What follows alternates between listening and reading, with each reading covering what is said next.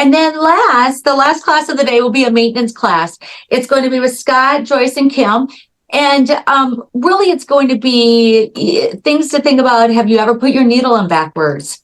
Have you threaded your machine the wrong way? We're going to be going over some of those things and ideas and tips and tricks on how to make sure that you got your needle in right, or your bobbin case in right. We'll also go over the Essential Care Guide kit that we have created, and we'll go over your your daily and your monthly checklist to make sure that your machine is up and running correctly and you're doing the maintenance that's required so that your machine can keep running for a long, long time.